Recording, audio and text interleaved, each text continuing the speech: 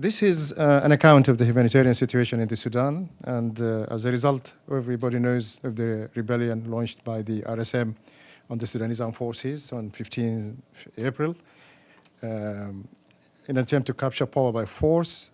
The already dire humanitarian situation has deteriorated and is getting worse.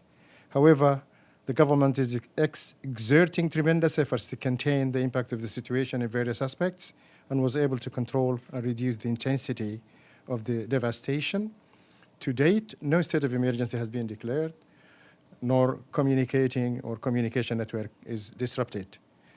Despite its already limited resources and capacity, the government of Sudan is working hard to deal with the humanitarian situation. Many citizens were enforced to leave their homes by the rebels and due to the severe damage to many public facilities, internal movements, or crossing borders to the destinations. There is urgent need for humanitarian services at the border crossings, which witness a crowding of citizens wishing to cross the border with children, elderly, and sick. The humanitarian condition is bad, and there is an urgent need for water, food, mobile clinics, temporary housing, and financial assistance until the completion of crossing procedures. In response to the appeals and calls, the staff agreed to many successive humanitarian truces to allow evacuation operations, access to medical services, and allowing citizens to get their needs and move out of Khartoum. Air and sea ports are available for evacuation and receiving humanitarian aid and assistance. The government of Sudan is committed to ensure safety, security of the foreign diplomats and nationals in Khartoum, as well as the safety of the humanitarian personnel and aid shipments. The evacuation processes have been and still going on successfully with great appreciation for the role played by the Sudanese competent authorities. A high-level committee for humanitarian aid has been formed to include various national and relevant bodies to deal urgently with the humanitarian assistance and oversee the aid and relief operations in close collaboration with the national civil society. The committee is working in coordination with the UN agencies and international organizations. The latest visit of the UNSG bears testimony to that coordination and cooperation, as well as the smooth clearance for humanitarian shipments in Port Sudan. The permanent mission of the Sudan in New York is in close contact and working constantly to coordinate with the Office of the USG for Humanitarian Affairs at various levels, and several meetings in this regard were conducted where the following has been agreed. High-level engagement with the humanitarian situation in Sudan, taking note of the dimensions of the current special situation and mobilizing efforts for an immediate response to it. Engaging with Martin Griffiths and the Secretary General for Relief Affairs and Emergency Relief Coordinator, with the Secretary General as well, the African Union, and the rest of the stakeholders, as well as communication with voluntary non-governmental organizations and the UN team on a daily basis. Immediate contact with donors and request to communicate with them, especially the Gulf countries and the United States of America and the other 10 international donors, very well known to you. Strengthening the security mechanism for local staff with the aim of developing an operational plan to identify humanitarian needs and redefine priorities. Allocating an initial amount of $18 million from the Humanitarian Emergency Fund to deal with the humanitarian needs, subject to finalizing the prioritization program. Sudan is placed in the second place now in terms of humanitarian classification. The General Assembly adopted resolution number 46182, 1991, to strengthen the coordination of emergency humanitarian assistance of the United Nations in cases of disasters, emergencies, loss of human life, influx of refugees, mass displacement of citizens, and material destruction. The resolution provides for the following UN guidelines: the need to provide humanitarian aid in emergency situations, adopting the principles of humanity, neutrality, and impartiality, respect for the sovereignty, territorial integrity, and national unity of states, in accordance with the Charter of the UN, provided that humanitarian assistance is provided based on the approval of the affected country, according to an appeal or appeal issued by it. International cooperation to address emergencies beyond the response capacity of many affected countries to respond in accordance with international law and national laws, provided that intergovernmental organizations and non-governmental organizations are operating with integrity and out of purely humanitarian motives, continue to make a significant contribution to complementing national efforts. The most urgent humanitarian needs at this stage are as follows. Medical services, which include life-saving, life-sustaining medicines, of which antibiotics, drips, surgical kits, first aid supplies, and vaccines are badly needed and have to be mobilized to functional hospitals due to the fact that more than 50% of the hospitals in Khartoum are dysfunctional. Mobile hospitals, clinics, and ambulances could help tackle the situation.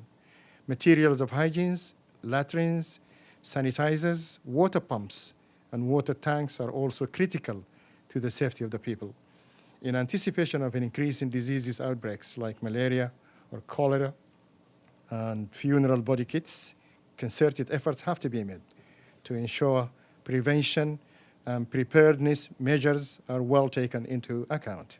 Sudan is an urgent need for non-medical items such as emergency shelter and power generators, water pumps, water tanks, as thousands of citizens left their homes and became displaced or moved to other safe areas or towns.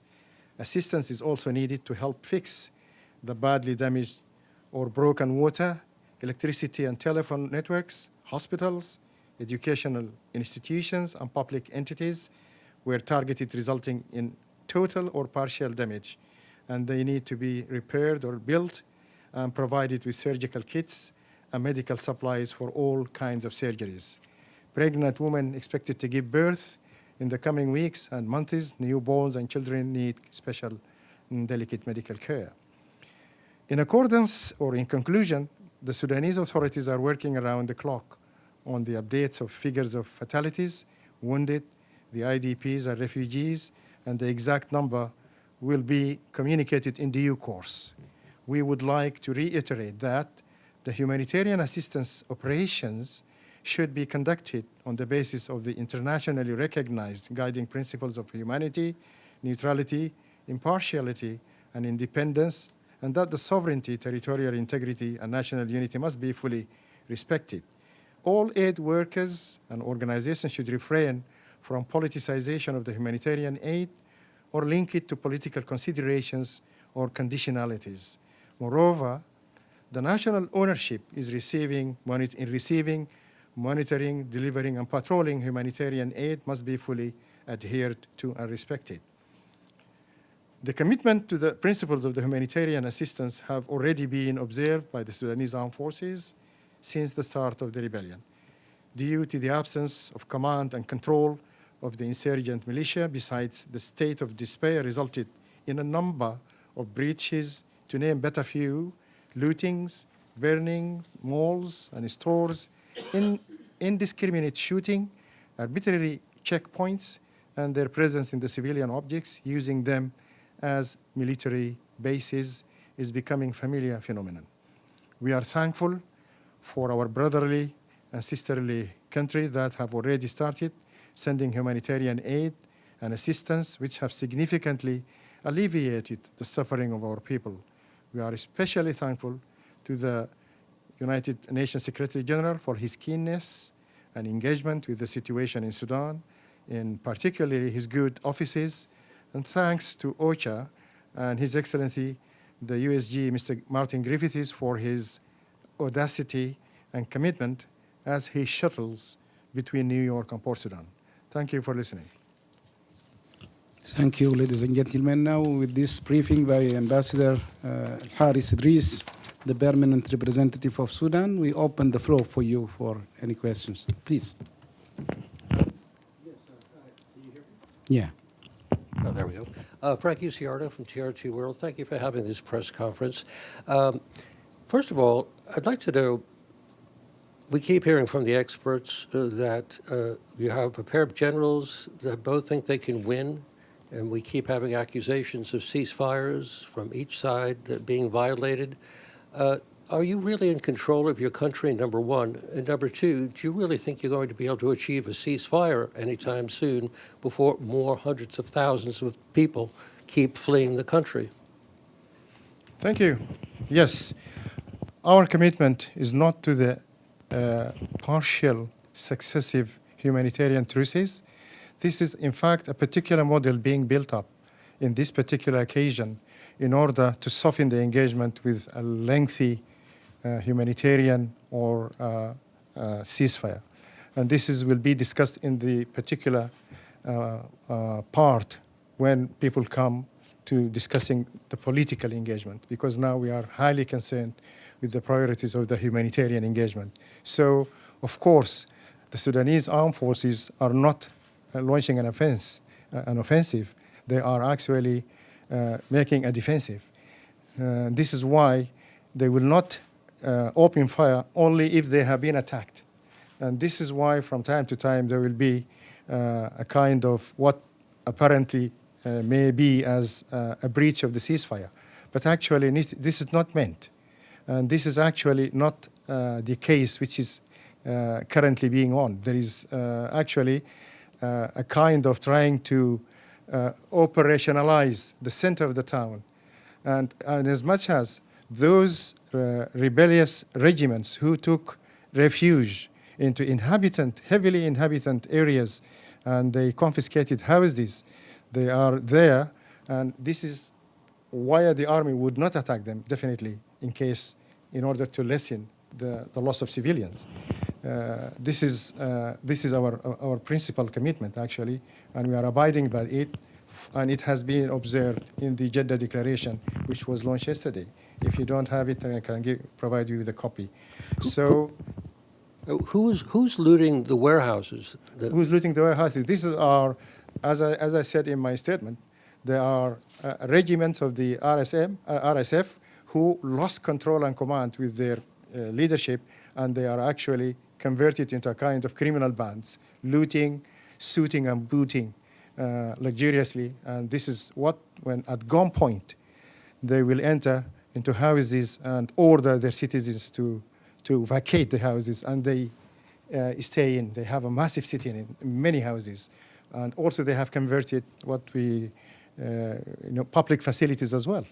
And this is at the heart of the town. This is, which has protracted, and apparently that protracted the process of trying to eat them out. So they will be there until their ammunition runs out, and they will be pushed out, at least. Thank you, Murad Hashim from Al Jazeera Arabic. Ambassador, to what extent do you think the Jeddah Declaration will be translated and achieved on the ground? Second, do you think that there is a need for the Security Council to support this declaration as the SG actually did by a statement a few hours ago?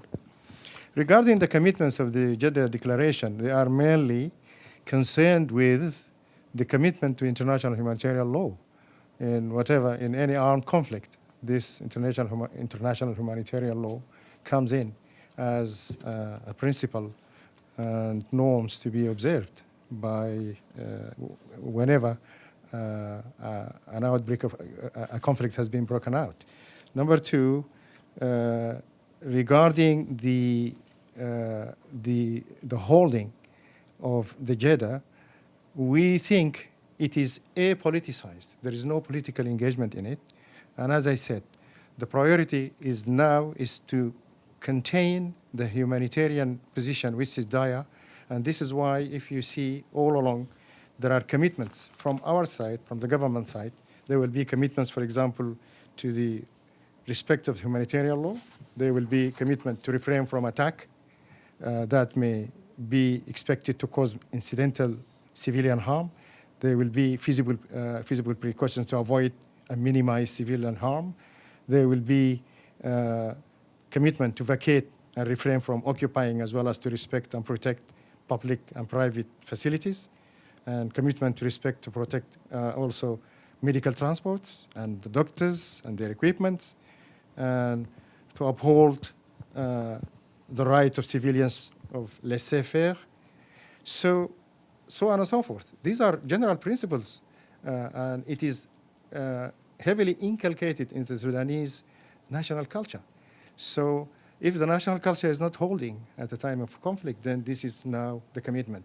So let us hope and be optimistic that it will be holding, and from the government side, they will commit to it. As I told you, Sudan government is not launching an offensive. They are actually in a defensive position. Regarding the Security Council, to be honest, we do not prefer an involvement of the Security Council in terms of having products, because there is already the Security Council itself have, in Chapter 8 of the UN Charter, have delegated its maintain of security and peace and security to the regional organizations. In this, I mean the AU. Sudan is committed to the AU blueprint for silencing the guns and to finding African solutions to African problems. So the Security Council, because it is, with due respect, it is heavily divided now. So we would like at least the Security Council is at will. The Security Council is the master of itself. But actually, we would like, if they engage with the Sudanese situation, they should engage softly. Why? Because we think we have engaged before in many cases with the Security Council, and Sudan is actually on the agenda of the Security Council. There is no more need to put it also in a new chapter of agenda. So this will exacerbate the case, and it will cut the realm and the space available for the Secretary General to do or to launch his, good offices. And it will also may paralyze the AU to involve positively with the Sudanese situation. So this is why, with due respect to the Security Council realm, we would not, we are not zealous that the Security Council should step in with coercive measures or with strong language, and still this is working and subject to the situation. But actually, with due respect to the Security Council, let the AU, good offices and initiative works first. Yeah. I have another question, but yes. If I may ask in Arabic. Yes, yes. Sure. شكرا سعادة السفير. بالنظر إلى صيغة اتفاق جدة أو إعلان جدة، من الصيغة يتضح أنها بين الجيش وقوات الدعم السريع، بما يوحي من أنها تضع الطرفين على قدم المساواة، أي أنها ليست صيغة اتفاق بين حكومة وفصيل متمرد. هل ثمة من قرأ واعتبر هذا خطأ استراتيجي؟ هل يمكن التفسير إيجاد التوضيح أو تقديم تفسير لهذه الصيغة؟ الإجابة بالعربي ولا عايزها بالإنجليزي؟ بالعربي. طيب I'm sorry to speak in Arabic. And طيب لأنه أساسا الاتفاق ما تمت رعايته من قبل دولة إقليمية ذات نفوذ واسع، هي السعودية، المملكة العربية السعودية، ونحن نشكرها في هذا المجال لأنها تبرعت ب$100 مليون للإغاثة الإنسانية. والولايات المتحدة بحكم دورها القيادي العالمي. اثنين، دير رعاة مسعى وتدابير حميدة، وبالتالي يمكن حصل سوفتنينج لللانجويج، لأنك أنت ما ممكن تكون وسيط نزيه، وبالتالي أنت تجي زي ما بقولوا نحن علمونا في القانون he come to equity must come with clear conscience. وبالتالي نحن ما منزعجين لقصة اللانجويج بقدر ما يهمنا المحتوى وصلته بالواقع وأثره على أنه يمكن أن يؤدي أو يشكل بداية لتشكيل نورمز، بناء نورمز وتقاليد ومثل ومثلا رولز على أنها إقليميا تجد الاحترام وتضيف للتراث العالمي في معالجة النزاعات. فبالتالي إذا كانت أتمنى أن تكون الإجابة دي هي في هذا المجال وافية، لأنه الإدانات حصلت من قبل عدة أطراف، وأطراف كثيرة جدا جدا تأذت وتضررت من عملية الاحتلالات العشوائية للشاتلز، للهاوزز، للفاسيلتيز، كارز، لوتينج، سوتينج، بوتينج، ده كله حصل. وبالتالي الناس عايزة تنتقل لمرحلة جديدة. فبالتالي أعتقد أنه كان القصد الدرافترز may not reflect the intentions of the two sponsors، لأنه لجنة الصياغة هي بتعمل الأشياء دي مرات، وبالتالي نتوقع أنه أيوة الالتزام بالإعلان لا يؤثر على أي وضع قانوني أو أمني للأطراف الموقعة أو سياسي للأطراف الموقعة، موجود في النص. شكرا. تفضل. يا كم say. Yeah, I had another question. You had earlier talked about Security Council involvement. Now, back in March, if I recall, you called for a lifting of the arms embargo on Sudan. How would that help the situation now? Lifting the arms embargo.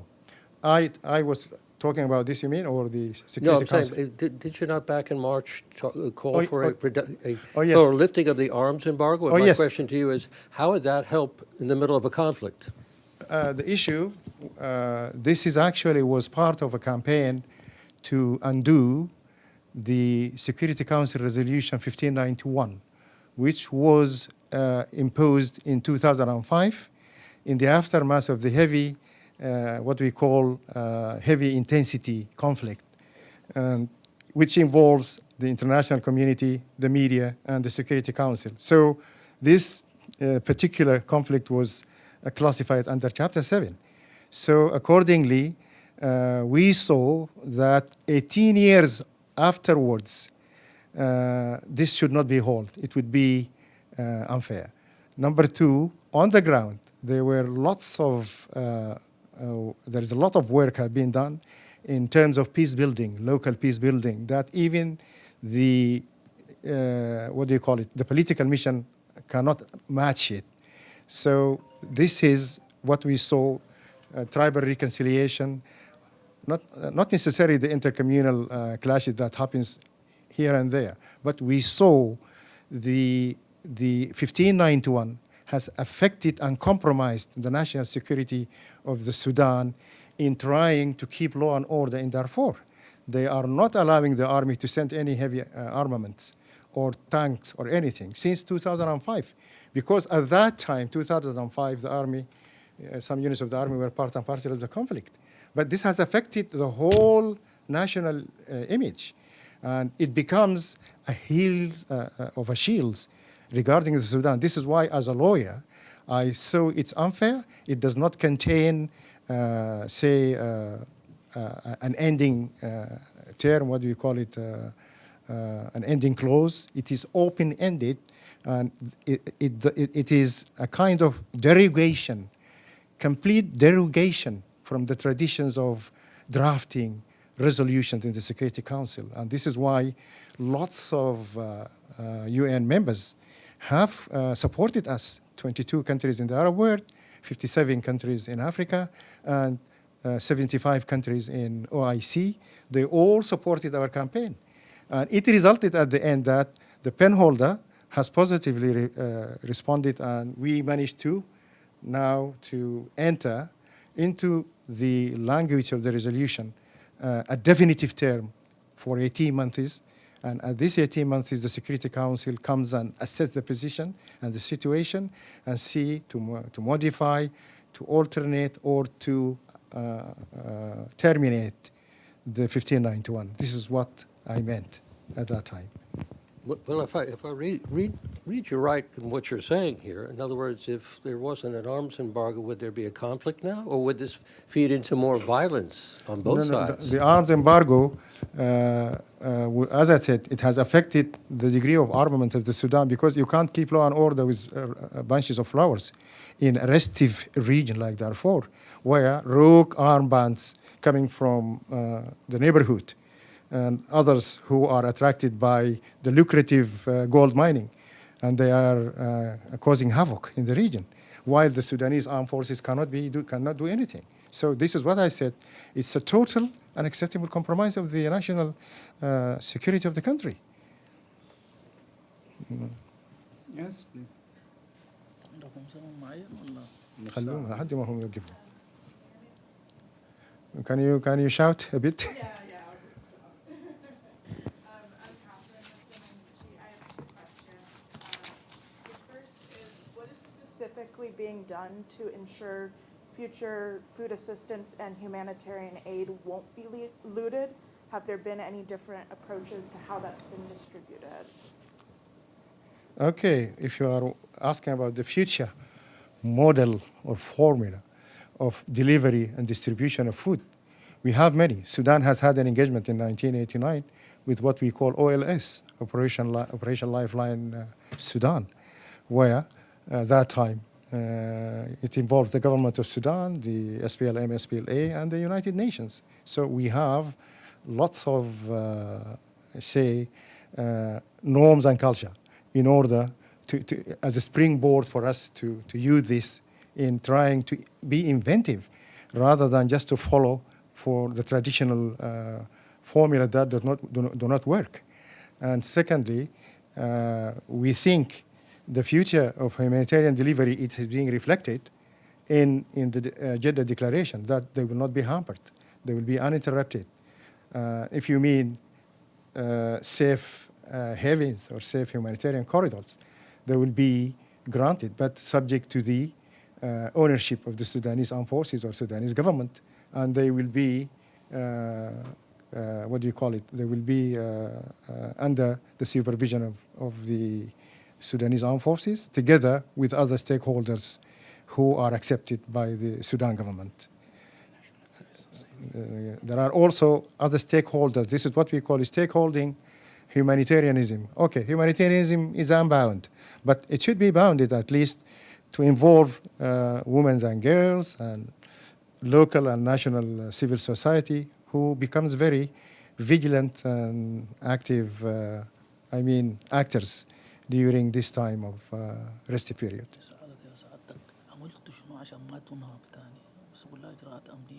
Regarding stopping the looting, if this is what you meant as well. So there are a kind of condensed ad hoc security measures that have been taken since before the breakout of this rebellion, and security procedures have been reinforced to protect foreign diplomats, their headquarters, although there are some headquarters have been looted at one time or another, but actually there is a specific internal force and security regiment that have been dedicated to take, to protect these headquarters from onslaught. So we are building on this, and this has been also reflected in the Jeddah Declaration. There is also, I said it in my statement, that there has been a high-level intergovernmental humanitarian commission has been formed to get in touch and to touch base with OCHA and UN in Port Sudan, and we have staff located in Port Sudan on the ground. And also within the Ministry of Foreign Affairs, there is also a crisis management, a committee to manage managing crisis as well. They are in touch and coordinating with these local actors. And then just one more forward-looking question. Earlier in May, UNHCR's Toby Harward told reporters that a key role of the UN after the conflict is resolved would be to reinforce the prestige of the state and respect for rule of law institutions in Sudan. Is that a statement you'd agree with, and what do you think the UN's role should look like? Listen, with due respect to the UN efforts, which we welcome, but I said in the Security Council there was a deficiency. It is a deficiency in two main levels, or that is, in particular, international community did not honor its commitment to finance the DDR operation and in furtherance of an ideal, implementation of the Juba Peace Agreement. There were 700 million pledged, but they were dishonored. Not a single halfpenny has been paid. And we say, and I said in the Security Council, had this been honored, we could have avoided this conflict, which is now. Second thing, there is a deficiency in the peace building conceptualization in Sudan. I don't want to blame this or that, but there was a main deficiency in this area because we thought that it was not meant to be as a priority in as much as the priority accorded to the political engagement. So this is why if we gave the priority for peace building and involving the locals, women and girls, youths, with a blueprint and an agenda to work on, it could have facilitated and uphold what you have stated right now. Time finished, or we have time finished, okay? If no more question, we thank you for sharing with us this afternoon the press conference by His Excellency Ambassador Al-Harith Idriss, the permanent representative of Sudan, about the developments in our country. Thank you very much. Thank you for coming.